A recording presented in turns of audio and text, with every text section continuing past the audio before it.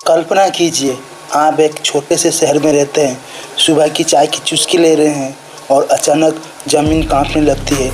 आप सोचते हैं भूकंप है, लेकिन तभी आप खिड़की से बाहर देखते हैं और आपकी आंखें के सामने समंदर से निकलकर एक पर्वत जितना विशाल राक्षस शहर में कदम रखता है। उसकी परछाई में पूरा शहर डूब जाता है। यह कोई फिल्म नहीं थी, ये हकीकत थी।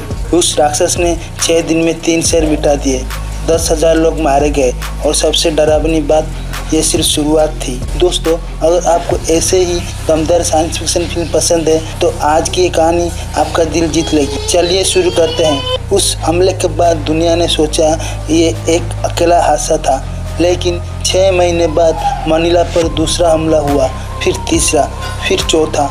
हर बार राक्षस पहले से ज़्यादा ताकतवर। तब दुनिया के तमाम देश एक साथ आए। उन्होंने एक ऐसा प्रोग्राम बनाया जिसकी कल्पना भी नहीं की गई थी। ईगल प्रोग्राम, विशालकाय रोबोट, इतने बड़े कि वो इन राक्षसों से आँख मिला सके। लेकिन ये साधारण रोबोट नहीं थे। इसे चलाने के लिए चाहिए थे 2 पायलट, जिनका दिमाग एक खास तकनीक ड्रिप से जुड़ता था। 2 अलग इंसान, एक ही सोच, एक ही शरीर। ईगल्स ने एक एक करके राक्षसों को मिटाना शुरू किया। दुनिया को उम्मीद मिली, लेकिन फिर आया वो दिन। समंदर में एक नया सिग्नल मिला। मिलिट्री ने उसे ट्रैक किया। तीसरी कैटेगरी का काइजू, अब तक का सबसे खतरनाक। उसने भिड़ने उतरे 2 भाई, रेली और यान्सी। उनका ईगल था जिप्सी डेंजर। जंग शुरू हुई। प्लाज्मा कैनन से हमला, जोरदार मुक्के लगा कि काइजू ढेर हो गया, लेकिन वो चालाक था। उसने अचानक पलटवार किया, ईगल का हाथ उखाड़ दिया और अगले ही पल यान्सी को खींचकर निकल गया। रैली ने अपने भाई को अपनी आंखों के सामने मरते देखा। उसका दर्द इतना गहरा था कि पूरा ईगल उसके दर्द से कांपने लगा, लेकिन उसने हार नहीं मानी। आखिरी सांस तक लड़ते हुए उसने काइजू को ढेर कर दिया। फिर वो बेहोश हो गया। 5 साल में हर हफ्ते एक नया राक्षस आता। हर बार कोई ना कोई ईगल शहीद होता। धीरे धीरे सारे ईगल्स खत्म हो गए। नए बनाना मुश्किल हो गया।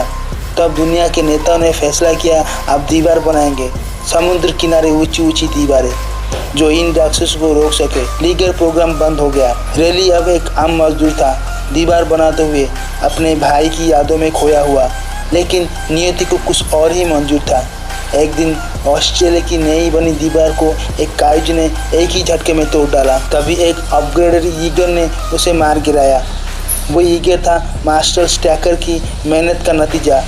उसने चुपके से अपने ईगल्स को और ताकतवर बनाया था। अब उसे ज़रूरत थी रैली जैसी अनुभवी पायलट की। मार्शल ने रैली को ढूंढ निकाला और उसे वापस लड़ने का हौसला दिया। हांगकांग के बैटल स्टेशन में रैली की मुलाकात हुई माको से, एक जांबाज महिला जिसे बचपन में एक काइजू ने उसके माता पिता छीन ली थी। मार्शल ने उसे गोद लिया था। वो रैली की पार्टनर बनने वाली थी। ट्रेनिंग के दौरान जब दोनों ड्रिफ्ट में जुड़े, माको अपनी अतीत में खो गई। उसने फिर से वो देखा जब वो छोटी बच्ची थी। वो राक्षस उसके शहर में आया था। वो डर के मारे बेकाबू हो गई। ईगल का कैनन एक्टिवेट हो गया। पूरी फैसिलिटी डेंजर जोन में चली गई। मार्शल ने माको को ड्रिफ्ट से अलग कर दिया। अब सवाल था, क्या माको वाकई इस जंगल लिए तैयार है? उसी बीच 2 वैज्ञानिक, न्यूटन और गॉटलिब, एक चौंकाने वाले खोज कर रहे थे। न्यूटन ने एक मरे हुए काइजू के दिमाग से ड्रिफ्ट किया। जो उसने देखा वो इंसानियत के लिए चेतावनी थी। ये काइजू असल में जैविक हथियार थे। उन्हें बनाया था एक एलियन सभ्यता ने।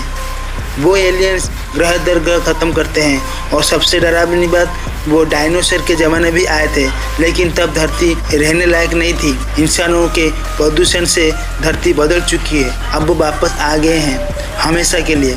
और अभी तक जितने काइजू आए वो सिर्फ ट्रेलर थे। असली तूफान अभी आना बाकी था। अगले ही पल कंट्रोल रूम में अलार्म बजा। पोर्टल से एक नहीं 2 काइजू एक साथ निकल रहे थे। पहली बार ऐसा हुआ था। 3 ईगल्स को तुरंत उतार गया। समंदर की गहराई में जबरदस्त भिड़ंत हुई, लेकिन ये काइजू पहले से कहीं ज़्यादा ताकतवर थे। एक ने इलेक्ट्रोमैग्नेट पल्स छोड़े। पूरे शहर की बिजली गुल हो गई। सबसे एडवांस ईगल बेकार हो गया। 2 ईगल्स पूरी तरह नष्ट हो गए। तब रैली ने कहा, जिप्सी डेंजर पुरानी तकनीक है, उसमें न्यूक्लियर रिएक्टर है, उसे बिजली नहीं चाहिए। मार्शल ने उसे जाने की इजाज़त दे दी। रेली और माको ने जिप्सी संभाली और एक के बाद एक 2 काइजू ढेर कर दिए। लेकिन तभी पता चला कि एक मादा काइजू प्रेग्नेंट थी। उसके पेट से बच्चा निकलकर एक सांस को निकल गया। ये जंग और ख़तरनाक होती जा रही थी। मार्शल ने आखिरी योजना बनाई। वो खुद एक येगर में न्यूक्लियर बम लेकर पोर्टल तक जाएंगे। लेकिन तभी सामने आया कैटेगरी 5 का काइजू, अब तक का सबसे खतरनाक और सबसे विशाल काइजू। उसके साथ 2 और काइजू भी थे। मार्शल ने रेली को रेडियो किया, तुम्हारा येगर चलता फिरता न्यूक्लियर रिएक्टर है, ये मिशन अब तुम्हें पूरा करना है।